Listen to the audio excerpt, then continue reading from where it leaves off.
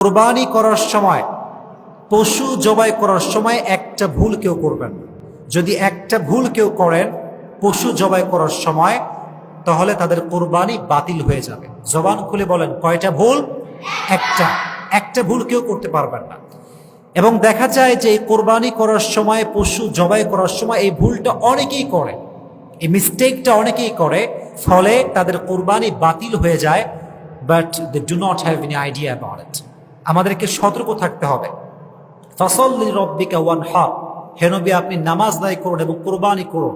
এই কোরবানি, কুল ইন্না সলাতি ওয়া নুসুকি ওয়া মাহইয়ায়া ওয়া মামাতি লিল্লাহি রাব্বিল আলামিন, আমার নামাজ, আমার কোরবানি, আমার সব কিছু, আমার জীবন, আমার মরণ, এটা সব কিছু আমি একজনের জন্যই, আমি সব হবে আমার একজনের জন্য। তিনি কে?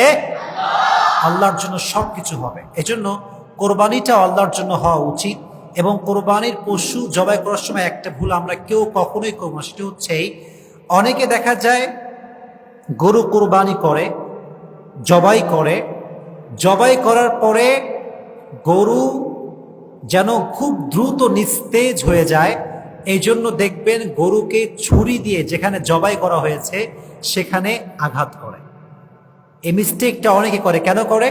তারা চায় যে গরু খুব দ্রুত মারা যাক এবং আমরা খুব দ্রুত কাজ শুরু করতে পারি, চামড়া ছিলতে পারি, গোস্ত কাটতে পারি, তারা এই জন্য কাজটা করে। কিন্তু এটা এমন একটা মারাত্মক জঘন্যতম অপরাধ যে এর কারণে গরুটা জবাই হয় না, বরং হত্যা হয়ে যায়।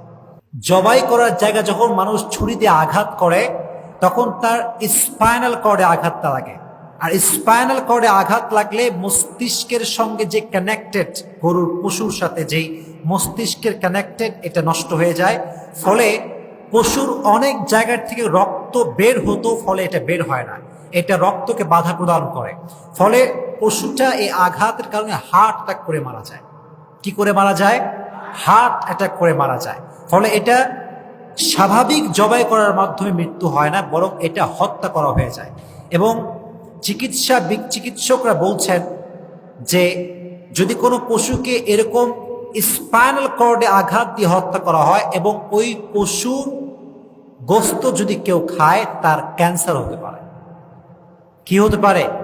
ক্যান্সার হতে পারে। এই জন্য প্রিয় ভাইয়েরা, গরু আমরা জবাই করছি, মাশাআল্লাহ, আমাদেরকে অ্যাকর্ডিং টু সুন্নাহ করতে হবে। পশু যখন আমরা জবাই করছি, পশু জবাই করে আমরা 15-20 মিনিট এমনি রেখে দেব।